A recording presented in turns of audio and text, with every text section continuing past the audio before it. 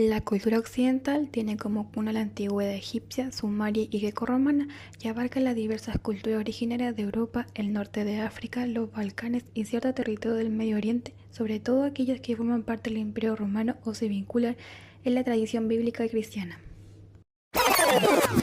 Empezó a usarse el término occidente en Europa en épocas previas a la expansión imperial de la era moderna y a la idea misma de la nación-estados.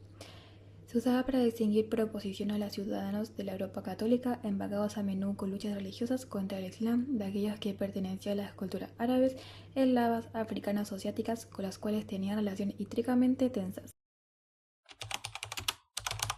El ejercicio de la ciudadanía en Occidente apunta, al menos en teoría, a la construcción de una sociedad en que todos los ciudadanos sean iguales ante la ley y deban responder las mismas sanciones y gozar de los mismos derechos sin distinción.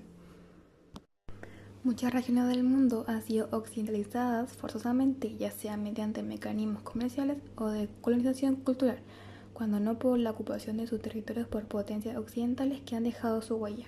Tal es el caso de Japón, por ejemplo, cuyas raíces asiáticas no tienen nada que ver con Occidente, pero que luego de la ocupación norteamericana muestra evidente signo de occidentalización.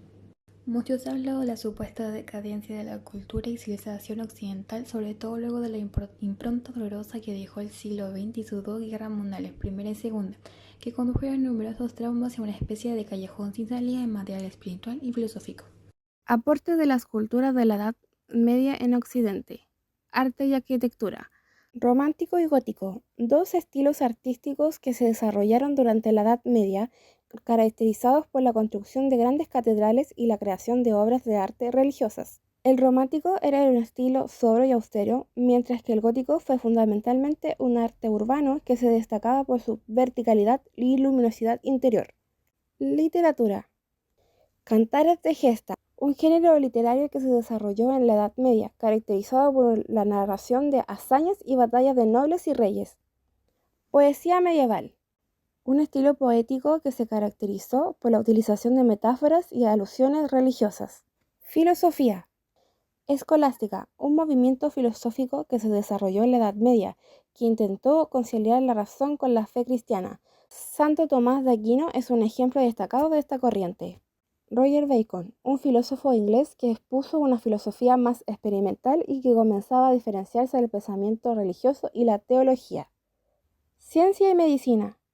Alquimia, un campo de estudio que se desarrolló en la Edad Media, que buscaba la transformación de los materiales para crear oro y otros metales preciosos. Arnaldo de Villanueva fue un alquimista destacado. Medicina medieval. La medicina de la Edad Media se basaba en gran medida en las teorías de Galeno, un médico griego. Los textos de Galeno fueron traducidos al latín y se convirtieron en la base de la ciencia médica hasta el presente. Instituciones educativas. Universidades. Las universidades surgieron como gremios que agrupaban a profesores y estudiantes para defender los intereses comunes. La Universidad de París fue una de las más importantes y sirvió de modelo a otras como la de Oxford y Salamanca. Cultura y sociedad. La Iglesia católica desempeñó un papel fundamental en la producción cultural de la Edad Media, manteniendo la tradición cultural de la antigüedad y educando a la población.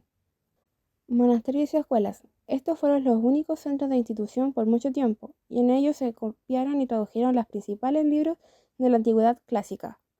Influencias externas. Cultura árabe. La cultura árabe aportó significativamente a la Edad Media en Occidente, especialmente en las áreas como economía, la sociedad, el arte y la lingüística. Cultura germánica. Los pueblos germanos, como los visigodos, los francos, también dejaron su huella en la cultura occidental, especialmente en la formación de los nuevos reinos medievales y sus estructuras sociales y políticas. Aportes vinculados a la edad actual. La Edad Media occidental, que abarcó desde el siglo V hasta el siglo XV, tuvo un impacto significativo en la actualidad. A continuación se presentan algunos de los aportes más importantes. La imprenta.